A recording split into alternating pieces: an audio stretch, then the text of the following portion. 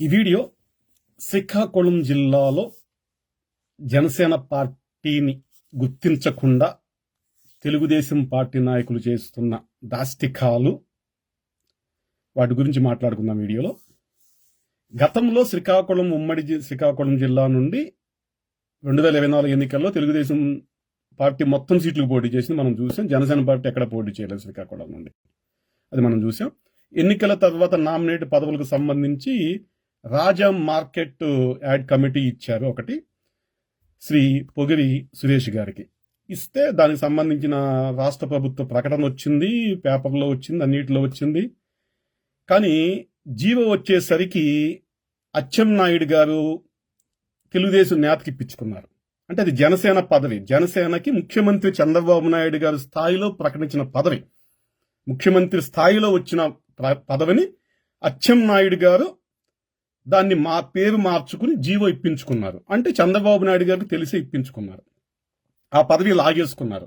మామూలుగా కక్కిన కూడికి కుక్కాసి పడుతుంది, అది మా పదవి. రాజా ఏఎంసీ మాకు ఆ పార్టీ అధిష్టానం నుండి, తెలుగుదేశం అధిష్టానం నుండి సంప్రదింపులు చర్చల ద్వారా వచ్చిన పదవి మాకది. మా పదవిని మీరు లాగేసుకున్నారు. అంటే మేము కక్కిన కూడిని మీరు తింటున్నారు అనమాట. కక్కిన కూడి కాదు, మా పొట్టలోంచి బలవంతంగా లాక్కుని తింటున్నారు. మీరు చెయ్యి పట్టుకుని మా కూడిని లాక్కుని తింటున్నారు. మరి దాన్ని ఎలా చూడాలి ఏంటి అనేది మీరే ఆలోచించుకోవాలి తెలుగుదేశం నేతలు. నేను కక్కిన కూడిని కుక్కే తింటదనమాట. మీరు ఈ విధంగా కడుపులో పెట్టుకుని అది కక్కిన కూడే కదా, ఈ విధంగా తినడం అది ఏ న్యాయము, ఏ కూటమి ధర్మము ఏ విధంగా ఉంటుందో మీరే ఆలోచించుకోవాలి.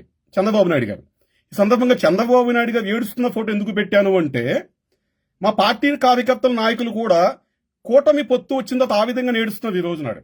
చంద్రబాబు నాయుడు ఏ విధంగా ఏడ్చారో మీడియాల ముందు 2019-24 పాలనలో, జగన్ పాలనలో ఏ విధంగా ఏడ్చారో మీడియా ముందుకొచ్చి, అదే పరిస్థితి జనసేన పార్టీ నాయకులు కార్యకర్తలకు కూడా ఈరోజు ఉంది. ఎందుకంటే కూటమిలో మా పార్టీ అక్కడ కనపడదు.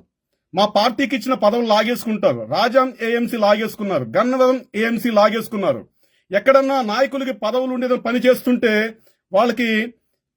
వాళ్ళు చేసిన పనులు కూడా వాళ్ళకి ఆహ్వానం ఉండదు, ఇన్విటేషన్ ఉండదు. వాళ్ళు లేకుండా శంకుస్థాపనలు, ప్రారంభోత్సవాలు, ఓపెనింగ్లు అయిపోతూ ఉంటాయి, ఇవన్నీ అయిపోతూ ఉంటాయి. మేము కూడా బాధపడతాం. చంద్రబాబు నాయుడు గారు మీరెంత బాధపడ్డారో. ఇంకొకటి, ఈ రోజు కూటమి పొత్తు నడుస్తుంది.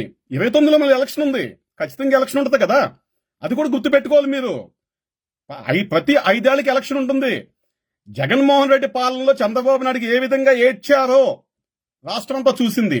మరి ఇప్పుడు అధికారంలో ఉండి ముఖ్యమంత్రిగా పెత్తనం చెలాయిస్తున్న చంద్రబాబు నాయుడు గారు ఎలా? కూటమి వల్ల వచ్చింది. కూటమిలో జనసేన ఉంది, బీజేపీ ఉంది, తెలుగుదేశం పార్టీ ఉంది. 3 పార్టీల సమిష్టి కృషితో ఈ రోజు కూటమి ఏర్పడింది. అయితే తెలుగుదేశం ఏ విధంగా ఈరోజు రాష్ట్రమంతా ఆక్రమించుకుంటుంది, అది కరెక్ట్ కాదు కదా. ఆ రోజు పెద్ద మనుషుల ఒప్పందం 30% పదవులు ఏమైపోయినాయి?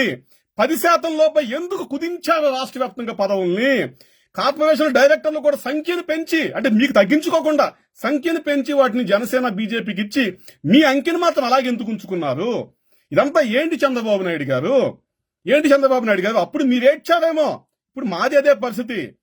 కష్టపడి 10 ఏళ్లు పార్టీకి పనిచేసి, కూటమికి పనిచేసి, తెలుగుదేశం జెండాలు పట్టుకుని, జనసేన జెండా, తెలుగుదేశం జెండా 2 జెండాలు పట్టుకుని తిరిగి ఓట్లు అడిగి, ఓట్లేంచి, ఇళ్లలో బంధువులు ఓట్లేంచిన మా పార్టీ నేతల కార్యకర్తలు ఈరోజు రోధిస్తున్నారండి. అందుకే ఈ ఫోటో పెట్టాను. ఇక శ్రీకాకుళానికి సంబంధించి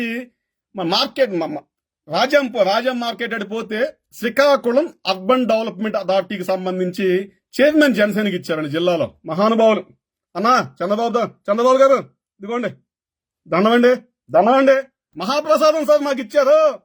జిల్లా మొత్తం మీద మహాప్రసాదం ఒకటి పడేశారు, చిన్న ముష్టి పడేశారు సార్ మా మహాప్రసాదం. సరే, ఏదో ప్రసాదం, మహాప్రసాదం చంద్రబాబు నాయుడు గారు మీ తెల్ల మొహానికి ఏదే అనకూడదు, మళ్ళీ బాడీ షేమింగ్ అంటారు కదా, మీ గడ్డానికి మొక్కుంటున్నాం సార్ మహాప్రసాదం. ఆ ఏఎంసీ అది మనకి ఏది chairman urban development authority chairman ఇచ్చారు కదా చంద్రబాబు నాయుడు గారు. అయితే ఏంటి సార్, ఇచ్చిన తర్వాత ఏంటంటే పని ఎక్కడ చేయనివ్వరు. ఆయన కష్టపడి కేంద్ర ప్రభుత్వ నిధులు పట్టుకొచ్చి ఆ పథకం ఈ పథకం తీసుకొచ్చి 2 కోట్ల రూపాయలతో కార్గిల్ ఆ యుద్ధానికి దానికి సంబంధించి విజయ స్ఫూర్తిగా ఒక పార్కు నిర్మిస్తే ఇది ఉడా డబ్బులతో. రాష్ట్ర ప్రభుత్వం సంబంధం లేదు, మంత్రి గారి సంబంధం లేదు, కేంద్ర మంత్రి గారు అక్కడున్న ఎవరైతే ఉన్నారో ఆయన ఆ శాఖ కూడా కాదు, పట్టణాభివృద్ధి కాదు కదా. పట్టణాభివృద్ధి శాఖ నుండి డబ్బులు పట్టుకొచ్చి ఆయన 2 కోట్ల రూపాయలతో ఒక పార్కుని నిర్మించారు. అది ఇంకా పూర్తి కాలేదండి. పూర్తి కాకముందే మా జనసేన పార్టీ చైర్మన్ గారు మలేషియా వ్యక్తిగత పర్యటన మీద వెళ్ళారు. మలేషియాలో ఉన్నారు. అప్పుడు ఆయన మలేషియాలో ఉండగానే అప్పటికప్పుడు హడావుడిగా దాని ఓపెనింగ్ డేటు ప్రకటించేసి అచ్చెన్నాయుడు గారు, కేంద్ర మంత్రి రామ్మోహన్ నాయుడు గారు వెళ్ళిపోయి రిబ్బన్ కటింగ్ చేశారు సార్. ఇంకా పనులు పూర్తి కాలేదు. అసలు అది మొత్తం మొదలుపెట్టిన దాన్ని 0 నుండి మొదలుపెట్టి 90% వరకు నిర్మించిన చైర్మన్ గారు, ఉడా చైర్మన్ గారు అక్కడ లేరు.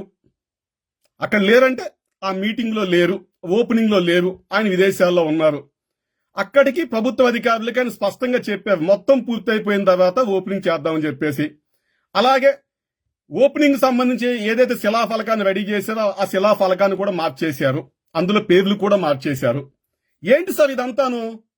ఇదంతా ఏంటి? అవి పదవి ఇచ్చినప్పుడు చేసుకోవాలి కదండి. పదవి ఇచ్చినప్పుడు అవసరం అనుకుంటే అది మా పార్టీ నేత కాబట్టి పవన్ కళ్యాణ్ గారు వెళ్ళి రిబ్బన్ కటింగ్ చేస్తారు సార్. పదవి ఇచ్చినప్పుడు తప్పే ఉంది, మా పార్టీ కదా. ఈ విధంగా మీరు పదవి ఇచ్చి ఆయన పనిచేస్తే ఈ విధంగా మీరు దాన్ని క్లెయిమ్ చేసుకోవడము, రిబ్బన్ కటింగ్లు చేయడం ఎలా చూడాలి చంద్రబాబు నాయుడు గారు? మాకు ఏడిపోస్తుంది సార్, మాకు ఏడిపోస్తుంది. మీరు ఎలా ఏడ్చారో మాకు అలాగే ఏడిపోస్తుంది. ఏం చేస్తాం చెప్పండి సార్, ఏం చేస్తాం చెప్పండి. నేను మీడియా కొట్ట ముందు ఏడలేను, మీరు ఏడ్చారు. పెద్ద మనుషులు, పెద్ద మహానుభావులు కాబట్టి మీరు ఛానల్ ముందు ఎడుతారు, మేమే గదుల్లో కూర్చుని ఎడుతాం. అంతే తేడా మీకు మాకును. అదండి పరిస్థితి. అయ్యా చంద్రబాబు నాయుడు గారు, మళ్ళీ మీ గడ్డానికి నమస్కారం అండి, గడ్డానికి నమస్కారం. నయవంచన చేయకండి సార్. మీ జీవితం మొత్తం వెన్నుపోటు నయవంచన చేయమాకండి సార్. ఇవన్నీ మీ స్థాయిలో జరుగుతున్నాయి, మీ కొడుకు స్థాయిలో జరుగుతున్నాయి. ఇవన్నీ కూడా ఈరోజు రాష్ట్ర వ్యాప్తంగా కూడా 1, 2 ఒక నియోజకవర్గమా 175 ఇదే పరిస్థితి సార్. మా ఎమ్మెల్యేలను కూడా పని చేయనివ్వరు మీ వాళ్ళు వచ్చి, ఎమ్మెల్యేని పని చేయనివ్వరు.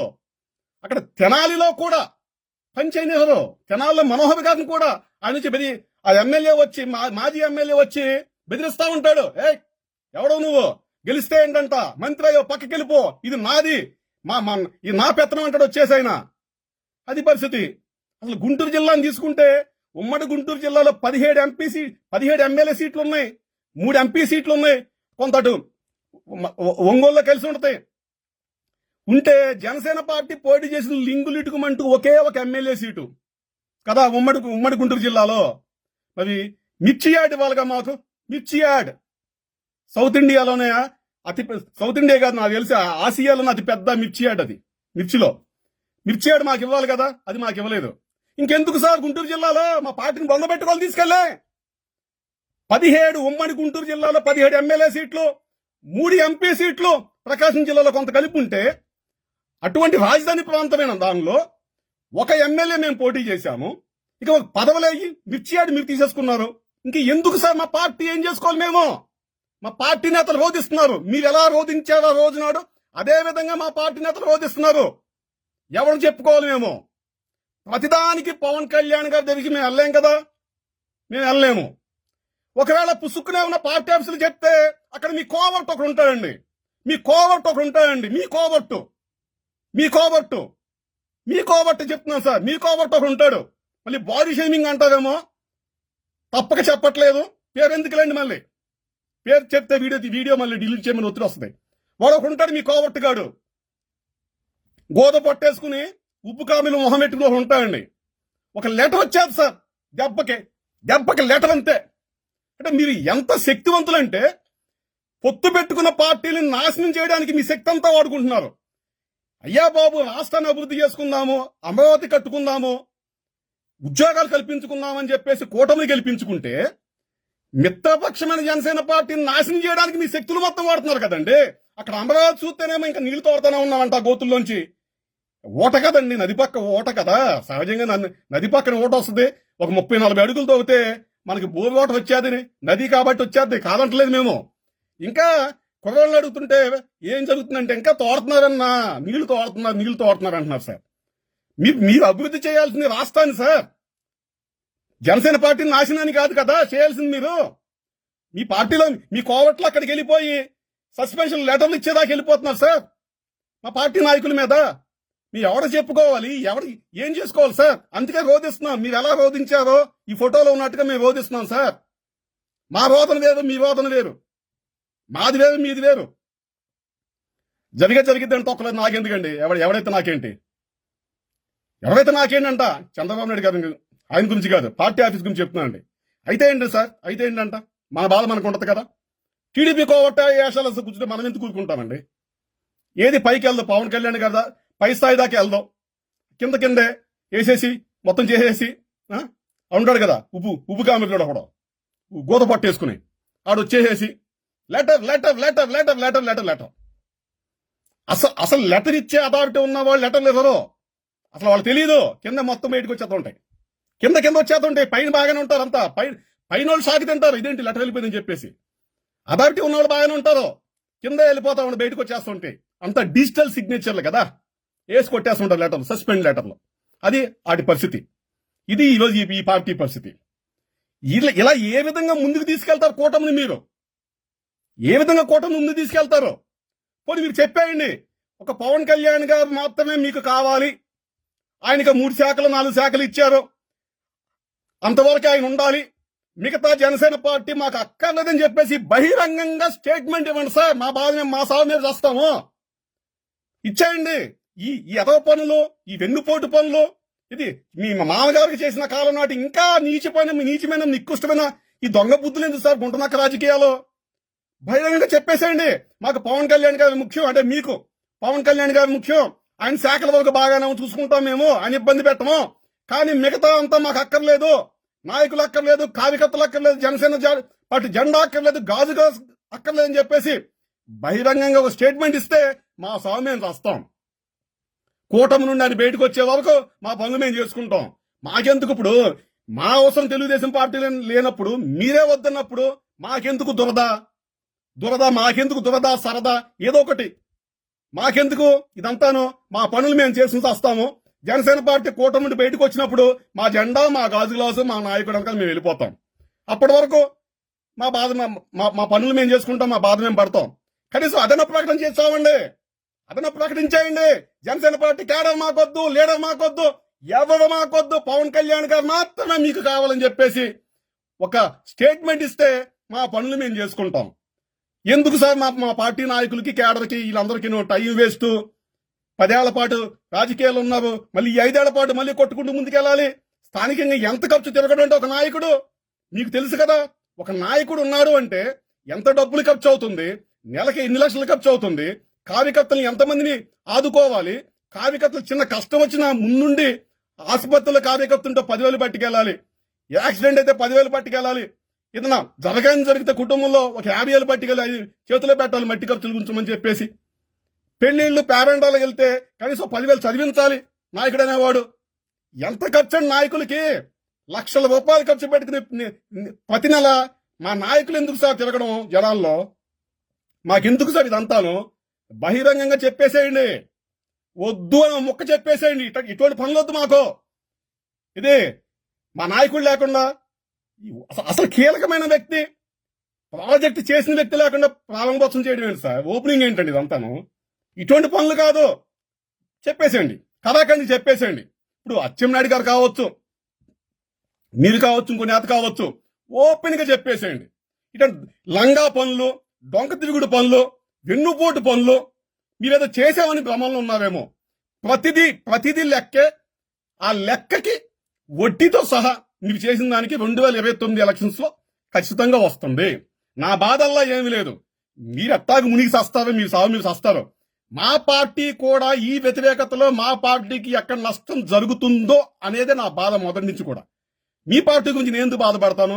టీడీపీ గురించి మేమెందుకు బాధపడతాం? మా ప్రత్యర్థి పార్టీ గురించి ఈ డ్యామేజ్ మొత్తం కూడా మా పార్టీకి, మా పార్టీ అధినేతకి, మా గాజు గ్లాసుకి ఎక్కడ దెబ్బ కొడుతుందో అనేదే మా భయం, ఆందోళన మొదటి నుండి. ఇక బ్లాక్ టికెట్ గాళ్ళు వీళ్ళంటారా, పరాణ జీవులు, వాళ్ళకి సిగ్గా వాళ్ళకి పార్టీ గెలిచినా ఓడినా వాళ్ళకి ఏమి ఉండదో, వాళ్ళు అక్కడే పడెడుతూ ఉంటారు. వాళ్ళ గురించి మనం పట్టించుకోవాల్సిన పని లేదు. కానీ మనకుంటది కదా పార్టీ గెలిపోవటములు కానీ, పార్టీకి వచ్చిన ఓటు బ్యాంక్ కానీ, పార్టీలో గెలిచే నాయకులు కానీ, ఇదంతా కూడా మనకి ఇంపార్టెంట్ కదా. మాకు ఎక్కడ దెబ్బ తగులుతుందో, మేమెక్కడ మునుగుతామో, మీ దరిద్రంతో పాటు మేము కూడా ఎక్కడ మునగాల్సి వస్తుందో అని చెప్పేసి మా ఆందోళన, ఆవేదన, అంతకు మించి ఏమీ లేదు. చంద్రబాబు నాయుడు గారు, ఇక ముగించే ముందండి మీ గడ్డానికి మళ్ళీ శతకోటి నమస్కారాలు. ఇంత దిక్కుమాలిన, దౌర్భాగ్యమైన, నీచమైన, నికృష్ట రాజకీయాన్ని పొత్తులంటూ చేయమాకండి సార్. పొత్తులంటూ చేయమాకండి. మా పవన్ కళ్యాణ్ గారు దేవుడైన దేవుడు. ఎంతసేపు రాష్ట్రం బాగుండాలి అంటున్నారు ఆయన.